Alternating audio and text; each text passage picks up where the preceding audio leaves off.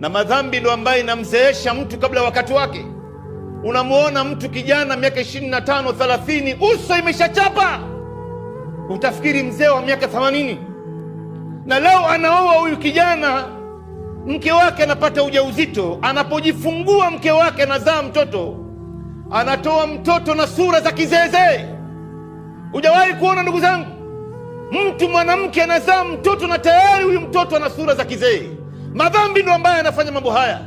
Wewe madhambi na kuweka mbali na Mola wako, ndugu yangu, haijafika wakati wewe kutubia tu? Umeyafanya miaka mingapi? Imekusaidia nini wewe zaidi ya kuhatarisha mpaka pepo yako?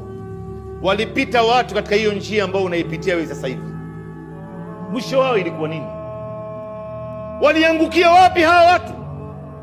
Wewe leo unaenda kana kwamba huna hata akili ya kuzaliwa, unawafata baadhi ya watu, marafiki wabaya hawa, wewe unaenda nao tu kama ambao huna macho. Umeyafanya miaka yote waliyafanya watu hayo ambao unayafanya, mwisho wake ulikuwa nini? Wewe huoni kwamba hii madhambi inakuweka mbali na Mungu wako? Ndugu yangu, sasa utatubia lini? Utayaacha lini?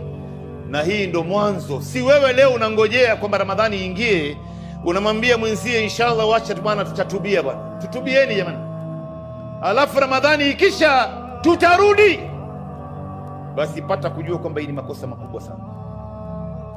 Utubie na utie azma, mimi sitorudia tena, kuanzia sasa nimewacha na sitorudia tena. Ndugu zangu, katika maandalizi ya Ramadhani, tutakwenda haraka haraka kidogo, ni kila mmoja wetu amuombe Mwenyezi Mungu Subhanahu wa Ta'ala amfikishe salama katika mwezi wa Ramadhani, kama wema waliotangulia wakimwambia Mwenyezi Mungu Allahumma ballighna Ramadhan.